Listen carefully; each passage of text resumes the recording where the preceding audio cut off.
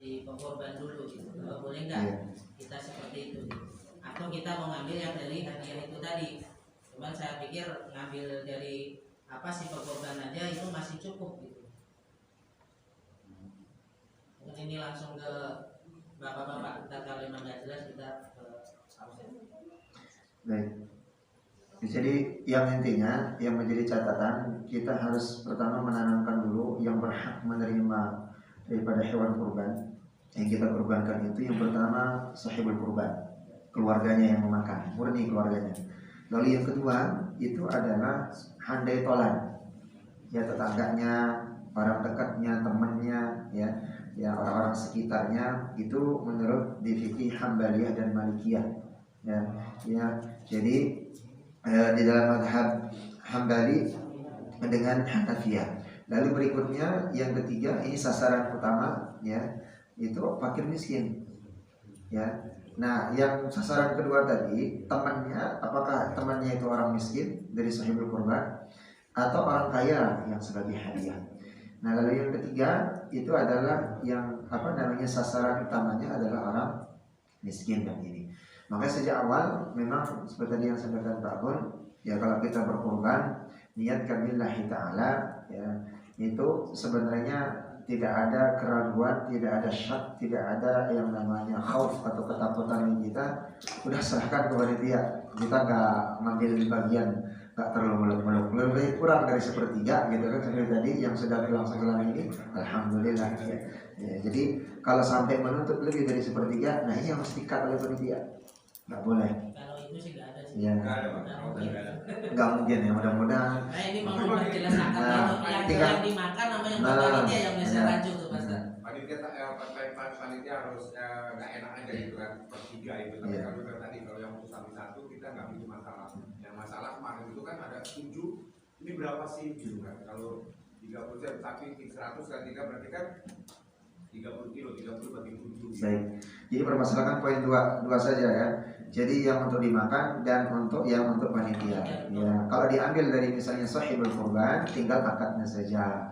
Ya, dari sepertiga sahibul kurban siapa, kurban yang mana, gitu kan? Dari sapi yang pertama atau yang kedua, sapi yang pertama siapa? Misalnya diambil dari sapi pertama dengan sapi yang kedua atas nama bapak siapa yang sapi pertama, sapi yang kedua bapak siapa. Nah, tinggal akad diikhlaskan, insyaallah. Ya kalau di pukul rata sih Pak Ustaz. Kalau diambil setiap pukul rata, alhamdulillah lebih bagus.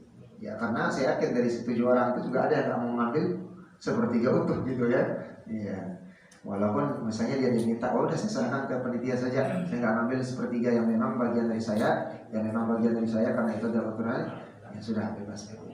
Nah itu lebih rapi lagi gitu kan, lebih akan kehati-hatiannya lebih.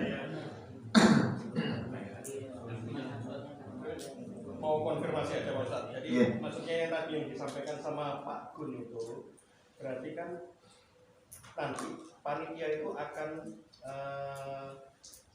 akad ijab kabulnya sama para mudhohi itu bahwasanya dari misalkan kita ngasih jatahnya planningnya 5, itu nanti 2-nya akan dipakai untuk panitia dan makan bersama.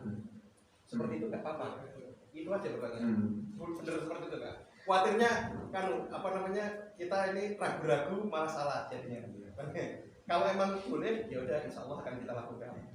Yaitu bagian kesepakatan daripada sahibul kurban al-mudhahi tadi. Ya, makanya sebenarnya lebih gampangnya begini.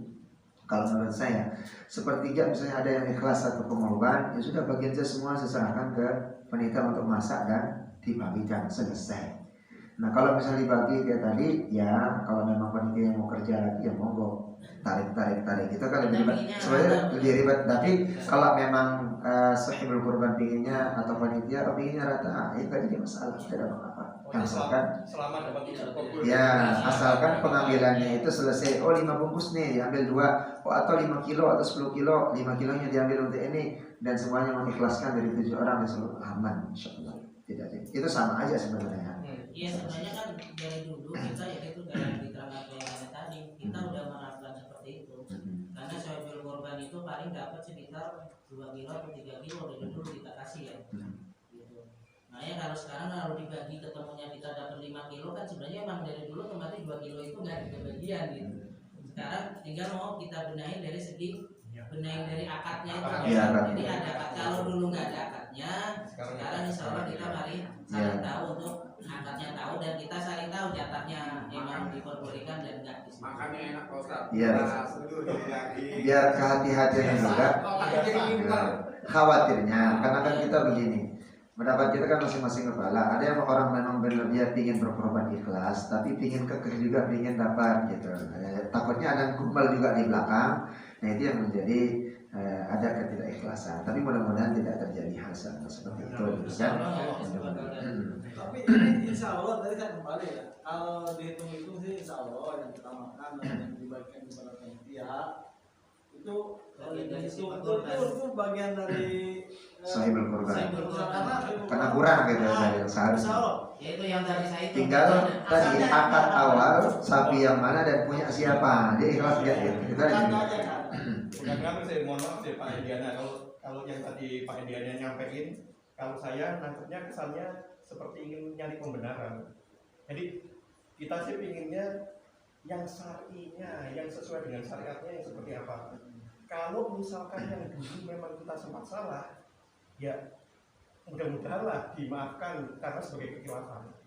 Tapi yang benernya nanti mau seperti apa itu yang mau dicari tahu. Iya. Jadi bukan insya Allah sih yang dulu itu ya mudah-mudahan sih seperti itu, tapi ya bukan ingin ngomong yang baru seperti cuma ingin nyari pembenaran aja.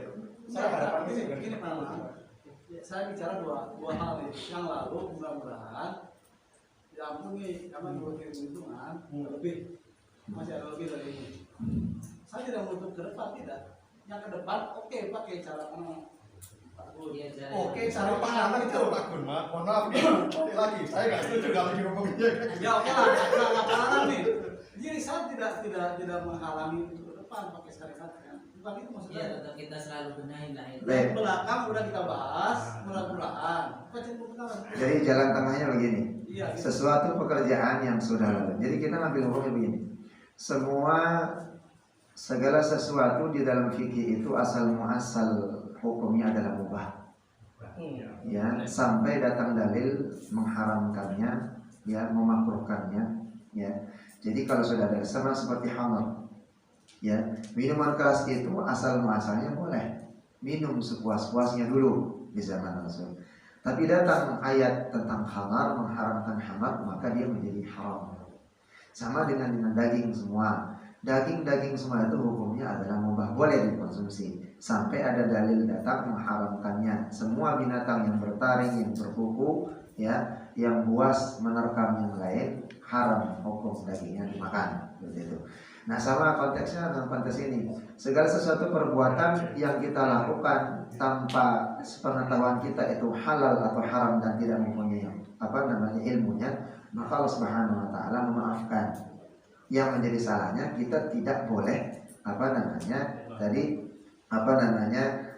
mengeles atau ini karena kita memang tidak tahu, tapi pelan-pelan ini menggereng-gereng dan seterusnya. Nah, jadi konteksnya kalau memang kita tidak tahu dan kita memperbaiki itu luar biasa, tujuannya kita untuk belajar. Itu yang dituntut sebenarnya, untuk bisa yang tadinya tidak bisa menjadi bisa. Yang salah itu kita tidak tahu, tidak mau belajar, nggak mau memperbaiki. Nah, itu yang menjadi konteks.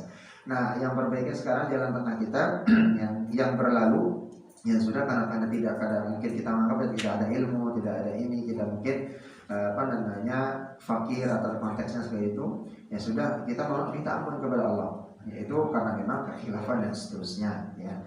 Nah, konteksnya untuk ke depan yang memang harus kita belajar. Makanya saya sampaikan tadi, fikih daripada kurban ini ke depan memang harus benar-benar kita diskusikan kembali, mana dalilnya, ambil dari ulama.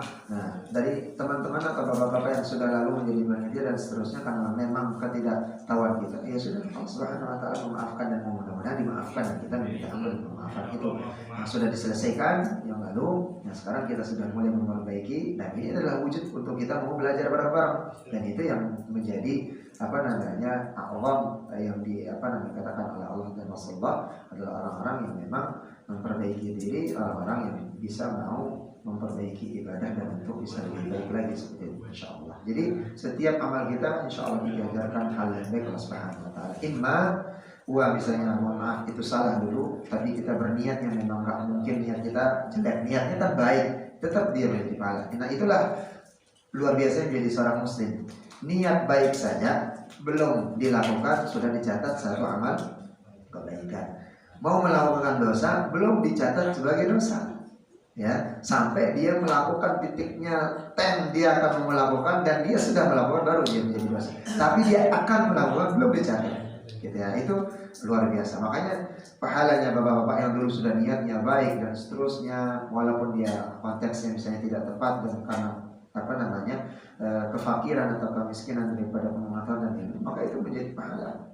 Ya gitu ya. Nah tinggal kita nanti konteks itu sekarang sudah memperbaiki akan untuk lebih baik gitu ya insya Allah. Jadi konsepnya bapak insya Allah itu sebenarnya sama seiringan. Tinggal sekarang panitia mau direpotkan atau enggak gitu aja gitu. Kalau tadi saya kan simpel saja. Oh bapak ini ikhlaskan bagiannya pas 1 udah untuk bagian selesai. Tadi karena panitia ingin agak sedikit repot biar ada kerjaan gitu kan, apa gitu kan, lebih afdal lagi. Berarti setiap sahibul tahifah atau sahibul hajat itu diakatkan. Oh ini nanti bapak diambil ini bagiannya sekian, yang harusnya sekian jadi sekian atau supaya lebih afdal insyaallah. Khair. Soal gitu ya. Mungkin satu lagi mungkin Pak Ustaz. Apa namanya? Kan kalau rencananya nanti kita akan ada 3 sapi terus kemudian dikumpul jadi 1. Nah pada waktu bagi yang jatah kemudohinya itu, apakah harus dari sapi yang bersangkutan atau jadi karena udah dicampur dijadikan 1 aja dibagi bebas itu boleh kan? Lebih afdolnya bagian daripada masing-masingnya seperti ini. Jadi 7 orang 1 paha sapi. Kalau di kami di Al-Ghani itu 1/3 ukuran. Ya sekali lagi itu ukuran yang minimal. Tapi mustahik itu tetap kita bagikan 1 paha bagian belakang itu dibagi jadi 7. Ya Pak ya. Bagi jadi 7, potong-potong jadi 7 daging semua dan nanti dibagi sudah bagian terserah dia nanti mau bagi di rumahnya dipotong jadi berapa, mau dibagikan untuk dirinya sendiri atau orang lain. Jadi yang penting paha 1 itu bagi jadi 7, potong-potong, masukin plastik selesai. Yang sapi dianya tidak diambil dari sapi yang masing-masing. Makanya tadi panitia pas benar-benar jadi nanti sapi sekarang. Ya kalau 3 sapi insya Allah masih aman ya kita. Nah kalau sudah belasan ini yang repot kecampur-campur. Makanya kita di Al-Ghani itu sudah diumumkan sapi nomor 1 ya, nama pengorbanannya sekian diambil oleh ketua regu yang berpakaian ini, ketuanya sekian mengambil bagiannya, ambil langsung pahanya, potong jadi 7, plastikin itu nggak boleh kecampur. Nih siapa sapi nomor 1, kan nanti di dalam itu udah ketahuan sapi nomor 1, nomor 2, nomor 3 dan seterusnya ketahuan nanti yang makanya bagian penanganan sapi di masjid saya contohkan di Al-Ghani itu ada 1, 2, 3 orang ya, ada 3 orang yang menyediakan sapi dan ini yang bertanggung jawab nanti. Jadi 3 orang ini yang 1 ya dia membawa 7 sapi misalnya, dia yang mempunyai kewajiban ya menyisihkan kemudahi yang pengorbannya tadi sapi pertama sampai sapi ke-7-nya itu ya, dia sudah menyisihkan ini pahanya sapi yang pertama untuk ini itu tanggung jawabnya dia. Lalu penyedia sapi kedua begitu juga. Jadi panitia lepas dari itu, hanya panitia menentukan ini sapi pertama bagian paha belakang, nanti bagian itu yang dipotong diserahkan penanggung jawab sapi yang punya. Karena mohon maaf yang menyediakan sapi kan mengambil untung kan, dia ngambil untung dari penjualannya dia. Ya, mohon maaf saya seperti ini. Nanti misalnya tahun depan saya akan menyediakan sapi untuk al-jihad. Ya, ternyata 3 sapi itu dari saya. Berarti saya yang bertanggung jawab untuk nanti ke panitia, kerjasama panitia, bagian paha belakangnya potong dari 7. Nanti saya yang akan mengasih kepada sahibul kurban itu dari 7 bagian yang mereka mempunyai hak gitu ya. Tapi kalau kita di sini kan insya Allah lebih mungkin ringan. Nanti kalau udah sapi sekian belas dan seterusnya bisa kita seperti itu supaya panitia itu fokusnya nanti menyacah motong untuk mengejar target waktu yang harus dibagikan. Apakah ba'da asar atau ba'da zuhur? Karena hanya bapak nanti fokus kepada sahibul kurban saja motong cuman paha 7 itu diselesaikan nggak kelar-kelar Pak, nggak bakal kelar itu. Ya makanya dari siapa yang tadi, makanya di Al-Ghani mohon maaf ya itu sapi dikenakan 350